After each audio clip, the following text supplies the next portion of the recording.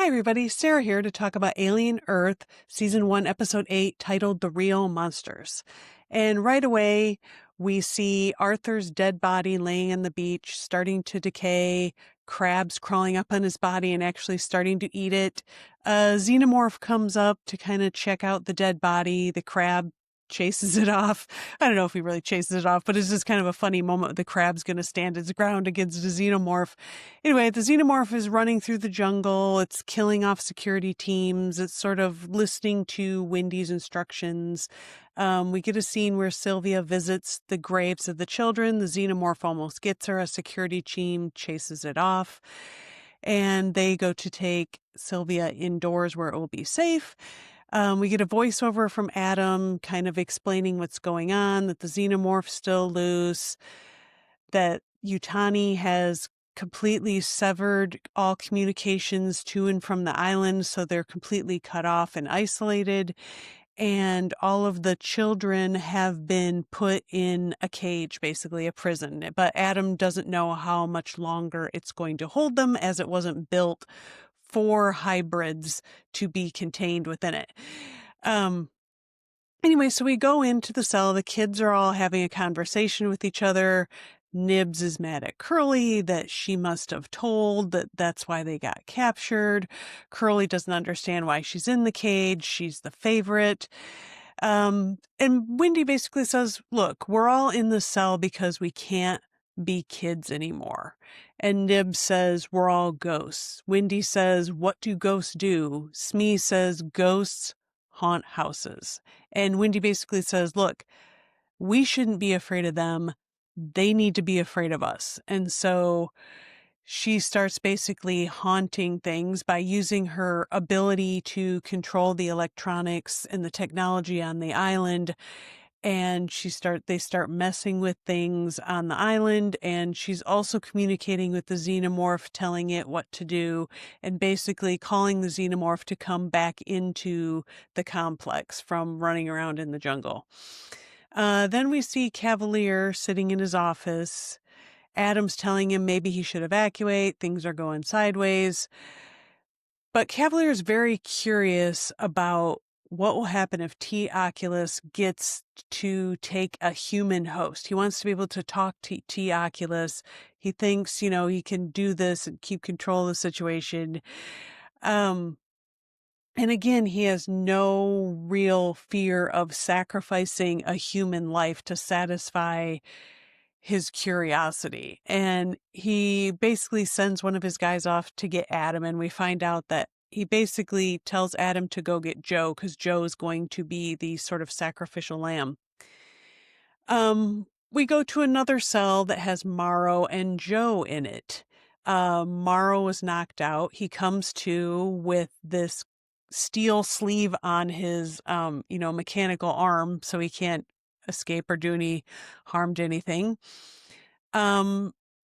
He and Joe get into a conversation.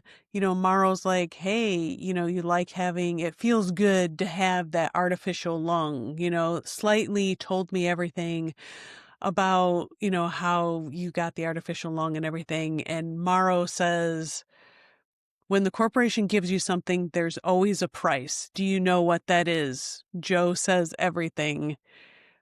Morrow says back to him, everything doesn't begin to cover it. Then Wendy, a little bit, later on, Wendy opens up, unlatches the door. Morrow and Joe break out of the cell.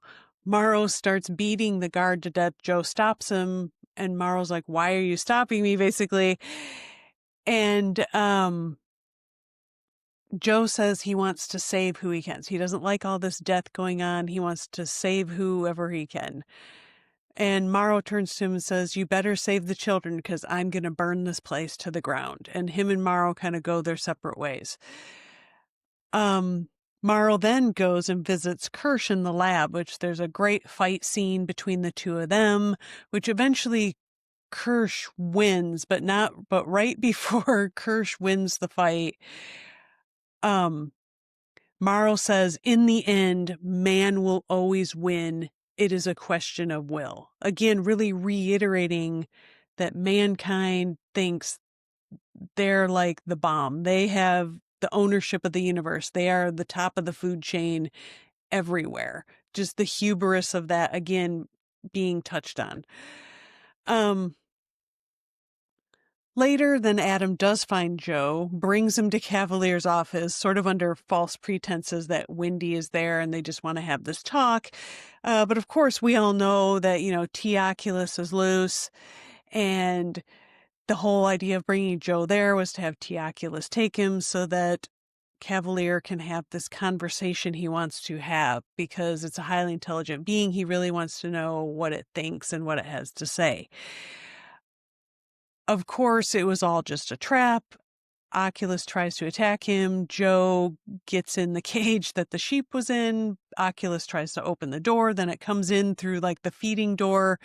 So Joe jumps out. It's attacking him. Then Wendy shows up, of course, just in time, grabs T. Oculus, throws it across the room.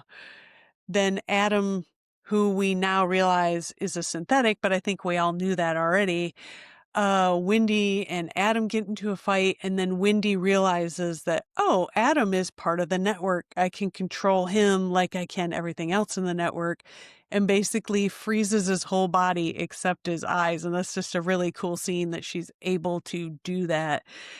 But then I think that really gets to what I feel is like a big key scene in this whole episode. Wendy is mad at Joe for shooting at Nibs, and he's like, I had to do it. She was going to kill my friend. I had to do it. And Wendy basically is like, okay, so we're not people. You're supposed to help people. We're not people. Why don't you just call me it? And he's like, no, that's not what I'm saying. It's complicated. I didn't make this world. You sound like a child. And Wendy says it's better than being greedy and lying to everyone. And do you know why I like them? The aliens, they are honest. Joe says they're predators. We're food to them.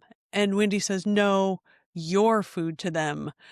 And then she kind of trails off. But at this moment, it makes me recall this conversation from episode 1 that Kirsch and Wendy had on the ship when they were flying to the crash site in the first episode. Kirsch says, we were food, and then our brains grew and we built tools, which eventually led to the place we are now, where we can travel throughout space. We told ourselves, humanity told itself that we're no longer food. We're the top of everything. But Kirsch is like, the animal kingdom doesn't work like that. In the animal kingdom, there's always something bigger or smaller that's going to eat us alive whenever it has the chance. So it just made me kind of recall that. Anyway, continuing with what Wendy was saying, she says, I don't know what I am. I'm not a child. I'm not a grown-up. I'm not Marcy. I'm not Wendy. I can't be what everybody wants me to be. And Joe says, well, it's complicated. And Wendy, which I think this is a great line, she says, don't say complicated. That is what powerless people say to make doing nothing okay, and I am not powerless. So we see like Wendy is fully like, I know who I am. I'm in control. I have power. I'm going to, I'm going to watch out for me and mine, and that's it.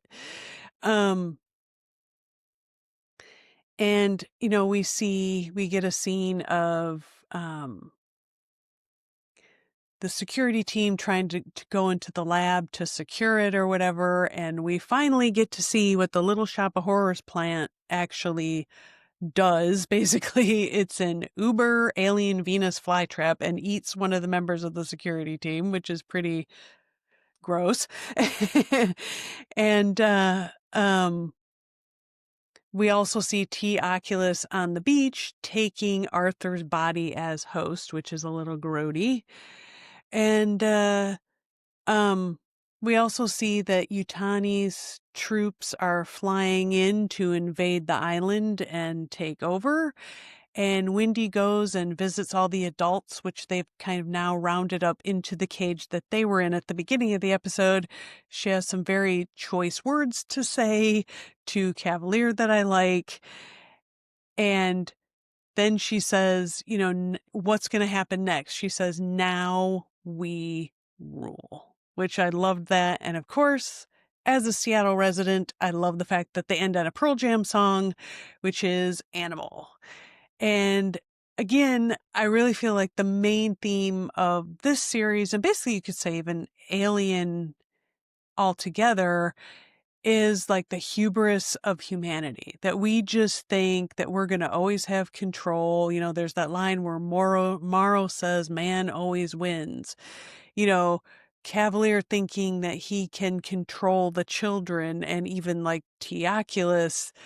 And I'm really looking forward to, they really ended this on a good cliffhanger. What's going to happen? Is the Prodigy Island really going to truly become Neverland, with the children running it and her controlling xenomorphs so they stay in power and in control? Anyway, really liked how it ended. Um, really liked kind of that reveal of, I forgot to mention this earlier, but we find out that Cavalier built a synthetic when he was 6 years old, killed his dad, and had the synthetic be his father so he could start his ambitious career, which made him the trillionaire that he is now. Anyway, I want to know, would you guys like me to do another video where I just share my overall thoughts on the whole series? Please put in comments and let me know. I think the next set of thoughts episodes I'm going to do is the new season of Stranger Things when that comes out. And I'm also thinking of doing this for an older sci-fi fantasy series. So I'm open to suggestions for series that you guys would like to have me do thoughts on. So please put that in the comments below also. And until next time, keep enjoying sci-fi.